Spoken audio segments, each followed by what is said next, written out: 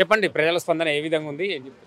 ఏ గల్లీకి పోయినా ఏది పోయినా కూడా ఈ 15 సంవత్సరాలలో ఏదైతే మాగంటి గోపీనాథ్ గారు చేసిన పనులు ఉన్నాయో ఆ పనులను చూసి ప్రజలు ఒకటే మాట చెప్తున్నారు, మీరు మా దగ్గరకు వచ్చే అవసరం లేదు, గోపీనాథ్ గారు ఇక్కడ ఏమేమి పనులు చేసారో మాకు అన్నీ తెలుసు, మేము ఖచ్చితంగా గోపీనాథ్ గారి ఆశలని గోపీనాథ్ గారి సునీతమ్మని ఓటేసి బీఆర్ఎస్ పార్టీని గెలిపిస్తానని అంటూ ఉన్నారు.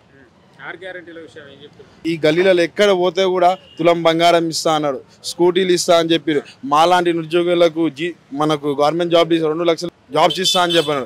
ఏదీ లేదు. ఎక్కడ గల్లీకి పోయినా ఈ కాంగ్రెస్ ప్రభుత్వం ఏదైతే 50 సంవత్సరాలు చేసిన పాలన ఏదైతే ఉందో ఆ పాలనకైనా ఘోరమైన పాలన ఉంది ఈ 2.5 సంవత్సరాలు. రేవంత్ రెడ్డి గారిది ఒక పాట ఉంటుంది, అహం అంటూ లేనివాడు ఆనాటి రోజులు తెస్తారంటే ఆనాటి రోజులు అంటే ఇవి ఆ రోజులే.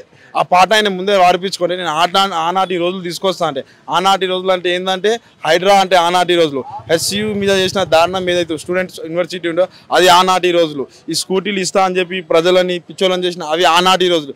ఇవన్నీ మన కళ్ళ ముంగట కనిపిస్తూ ఉన్నాయి ఈరోజు.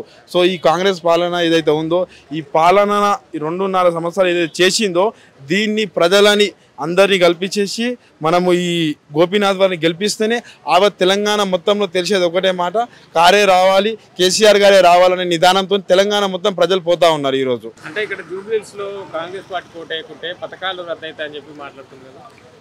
ఇంతకు ముందు కూడా ఒక 1 year బ్యాక్ మనకు వచ్చేసి బై ఎలక్షన్స్ అయినాయి కంటోన్మెంట్లో కూడా అదే మాట అన్నాడు.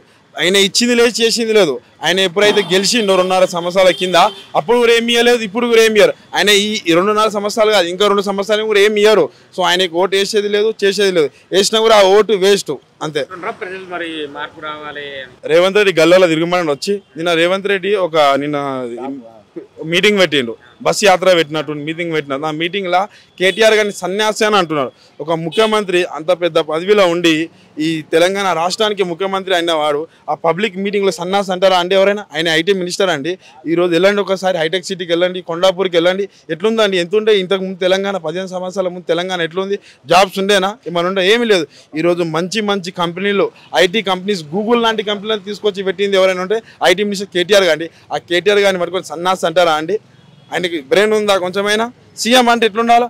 సరే నువ్వు ఓటు కోసం అడగడానికి వచ్చిన ఓటు అడుగు మంచి ప్రజలని. కాంగ్రెస్ పార్టీ నువ్వు ఏదో 6 హామీలు ఇచ్చినావో ఆ 6 హామీల గురించి మాట్లాడు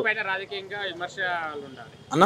అవును, అభివృద్ధి మీద చేయాలి వాళ్ళకి. నేను ఇది చేసిన ప్రజల కోసం ఇది తీసుకొచ్చిన అది చేసిన అని చెప్తే మంచిగా ఉంటుంది. అరే స్కూటీ ఇస్తామా, నా స్కూటీ కాలేదు నాతోని, నా జాబ్ ఖాళీగా అయిపోయింది, ఢిల్లీకి వచ్చి నన్ను దొంగల లెక్క చూస్తున్నామా ఈరోజు? ఏమనుకోకుర్రి, నేను పోయి అడిగి మళ్ళీ తీసుకొచ్చి మీకు స్కూటీలు ఇస్తామా, తులం బంగారం ఇస్తామా అని అనాలి. కానీ సన్నాసి పీక్తా చేస్తా అంటే ఏదండి? పదవేనా అది? ఇన్ని మన తెలంగాణ కాదు భారతదేశంలో ఎంతోమంది సీఎంలు ఉన్నారు, ఎవరు కూడా ఇట్లాంటి లాంగ్వేజ్ యూజ్ చేస్తారా? మళ్ళీ ఈరోజు కాంగ్రెస్ పార్టీ పాలన ఈ విధంగా ఉంది. మీరు విద్యార్థి నాయకులు అంటున్నారు కాబట్టి ఇక్కడ కాంగ్రెస్ పార్టీ మీద వ్యతిరేకతతో చాలా మంది నిరుద్యోగులు కూడా ఇండిపెండెంట్గా పోటీ చేయడం జరిగింది. ఏం చెప్తారు? 100% కరెక్ట్ అండి. ఇట్లాంటి వాళ్ళు సీఎం అయినప్పుడు కాంగ్రెస్ పార్టీ ఏదైతే ఈ చెప్పిందో 2 లక్షల ఉద్యోగాలు ఇస్తాను ఇవ్వకముందే ఈ సీఎం ఎవరైతే రేవంత్ రెడ్డి గారు ఉన్నారో అతనే హెల్త్ మినిస్టర్, అతనే హోమ్ మినిస్టర్. అంటే ఒక సీఎం 2 మినిస్టర్లు తీసుకుంటారు. కానీ మాలాంటి యువకులకు ఆఫీస్ డ్యూటీలు లేకుండా ఏవి లేకుండా మేమంతా రోడ్ల మీద తిరుగుతూ ఉన్నాం.